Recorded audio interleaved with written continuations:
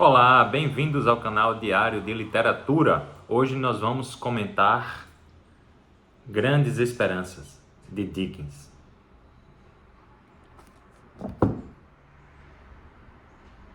Eu vou dividir esse comentário em duas partes. A primeira parte eu vou contar um pouquinho da história e a segunda parte as minhas impressões durante a leitura. A primeira parte. O protagonista é o Pip, ele mora com a irmã porque ele é órfão e com o marido da irmã, que é o Joey Gargery. Esse Joey, ele é como se fosse um pai, um irmão, enfim. Ele divide as alegrias e os sofrimentos com o Pip nessa infância.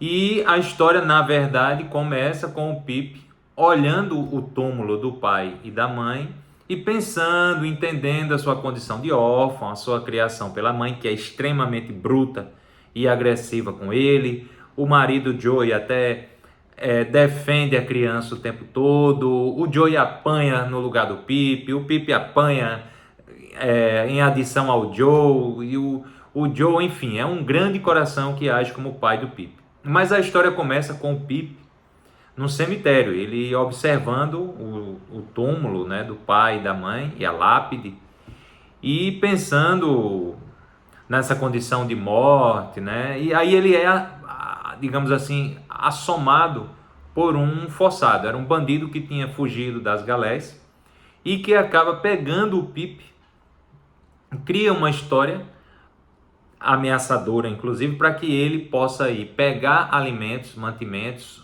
um agasalho e trazer para esse forçado. E o Pip vai para casa, rouba a casa e volta, entrega isso ao forçado.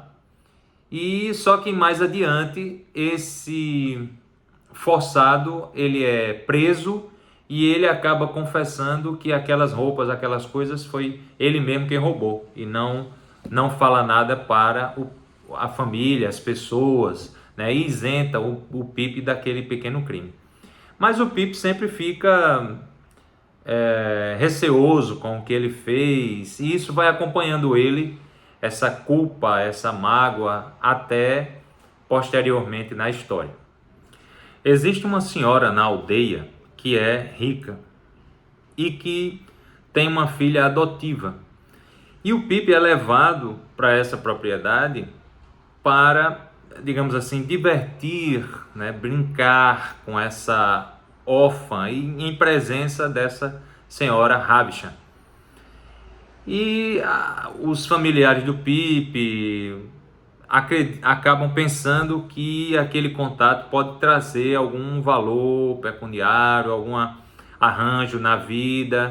Então o Pip, de certa forma, é instruído, ele é levado a pensar que essa senhora vai ajudá-lo financeiramente. E ele vai, mas ele vai sem pretensões. E quando chega lá, ele encontra uma senhora realmente rica, uma casa grande, mais decrépita, com a roupa que parecia mais uma roupa de morto, né? A casa toda escura, tudo muito destruído, mas a finalidade dele é brincar com a criança, que é uma moça chamada Stella, e que ele ali acaba meio que se apaixonando pela Stella. E após esse contato, ele volta para sua casa e ele começa a se achar estranho em casa pela diferença da condição social. Então, nitidamente, ele começa não a pensar em ficar rico, mas ele começa a se sentir estranho. Inclusive, o grande desejo dele era ficar com seu grande amigo Joe na ferraria, que ele trabalhava lá, ser um dos sócios futuros, junto com o Joe, e tocar a vida ali na ferraria.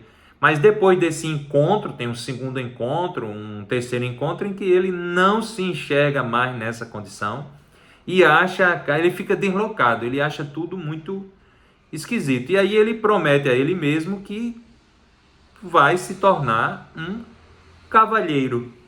E aí, quando isso acontece, espera-se ou imputa-se àquela pessoa grandes esperanças.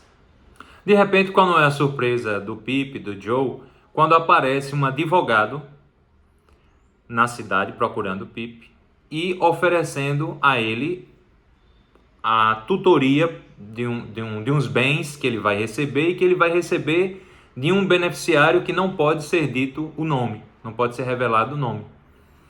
E aí ele não tem o que fazer, ele pega o dinheiro, muda as roupas e vai, depois dessa promessa de riqueza, ele vai então ser levado a Londres para ficar meio que na casa de uma pessoa que é parente da senhora Havisham, mas que é professor e ensina as pessoas nesse caminho das grandes esperanças. Então aí começa as grandes esperanças para que o Pip possa então desposar essa Stella, com a qual ele ficou apaixonadíssimo logo nesses primeiros encontros.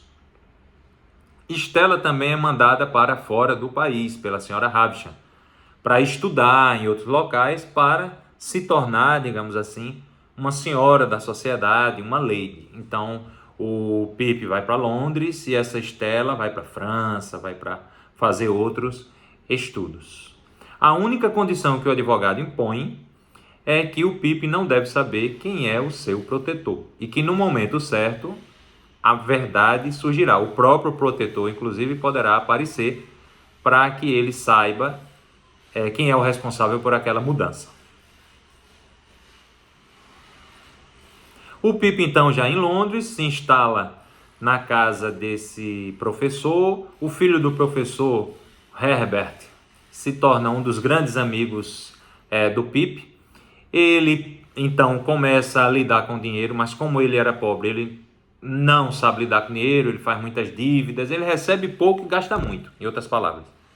E os credores vão procurando ele, colocam na justiça, e ele, nesse ponto, ele vai estudando para ser, digamos, um cavalheiro, e vai chegando à maioridade, 18, 19, 20, 21 anos, e a condição não muda. O máximo que acontece é ele receber um salário ali mensal, bom por sinal, mas que esse benfeitor, o qual ele acha que é a senhora Havisham, com toda a certeza do mundo, e acha também que por ser a única rica no local onde ele morava, e por ser a pessoa que aceitou, que até de certa forma implementou essa mudança na vida dele, ele achava que o dinheiro era da senhora Havisham e que ele estava destinado a se casar com Stella.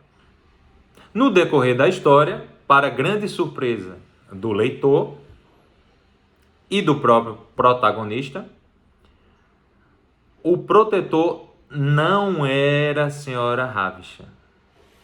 Porém, essas visitas que ele fazia enquanto crescia, essa fala da senhora Havisham, da Stella em relação a ele, ele vai lá na casa da senhora Havisham e conversa também com o advogado para saber. O advogado confirma que não é ela. E aí ele vai tirar a limpo essa história. E lá ele percebe que ele mesmo foi quem se enganou, os familiares e tudo, e que ela jamais teve a intenção de ajudá-la, assim, de introduzir a ele riquezas, e que realmente era isso, não era ela, era outra pessoa.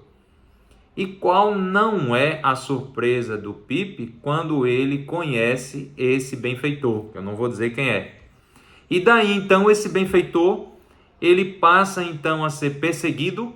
A vida do Pip muda para uma condição frenética de tentar defender esse protetor, e isso se estende até o final, com um final espetacular. E realmente, para você ter acesso ao final, você tem que ler, porque é muito inusitado o final, e isso, pelo final vale a pena a leitura.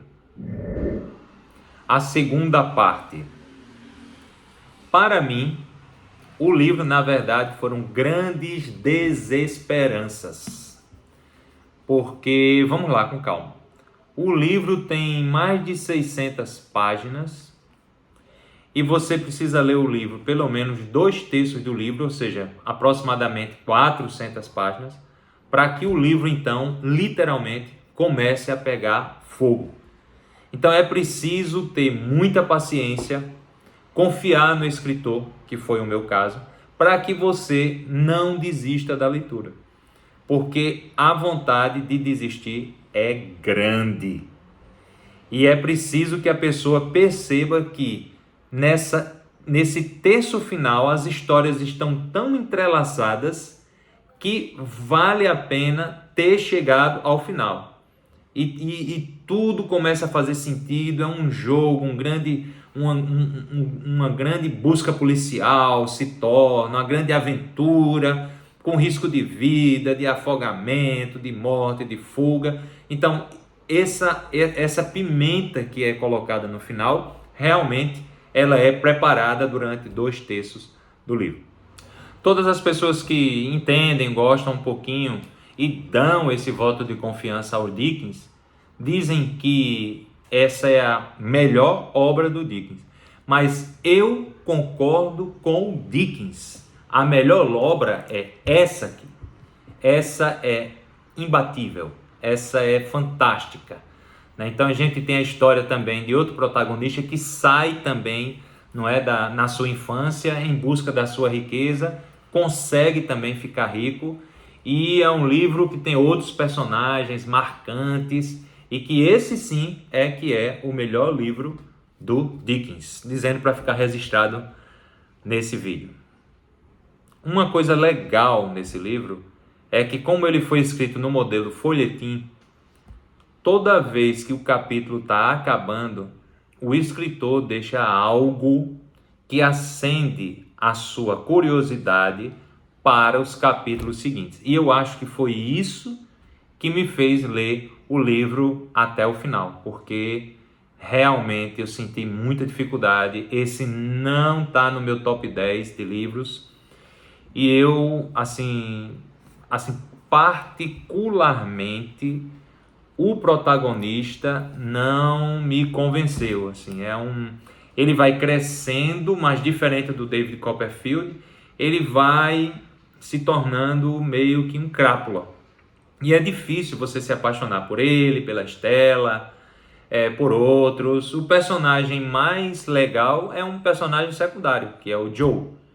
Mas o Pip, no terço final de Grandes Esperanças, ele dá a volta por cima e você começa a ver que nele há um ponto de virada, e que aí, a partir de então, ele começa a buscar a honestidade, digamos assim, a coragem de enfrentar a vida, o fato de encarar que ele era pobre e ele, no fundo, ele continuará pobre. Então, é um personagem, o Pip, assim, difícil de você se apaixonar. Então, eu não gostei do Pip. Eu gostei um pouco mais da Stella.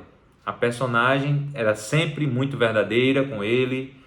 O caráter dela estava sempre exposto ao Pip, e o Pip foi se enrolando sozinho. Ela dizia que não queria, ela dizia que não gostava, mas ele, nessa mente da paixão, foi se enrolando sozinho e acabou se prejudicando, vivendo, sei lá, na solidão, enfim. Mas, sem sombra de dúvida, o meu coração bateu mais forte pelo David Copperfield. É isso, eu espero que você tenha gostado. Acredito que você deva ler, né, esse aqui também, se você está lendo Grandes Esperanças ou quiser ler. Os dois são muito, né, volumosos. David Copperfield é bem mais, é preciso um tempo maior de investimento, mas esse aqui é o que fica aqui no coração. Esse aqui é o livro marcante. Um abraço, até a próxima leitura.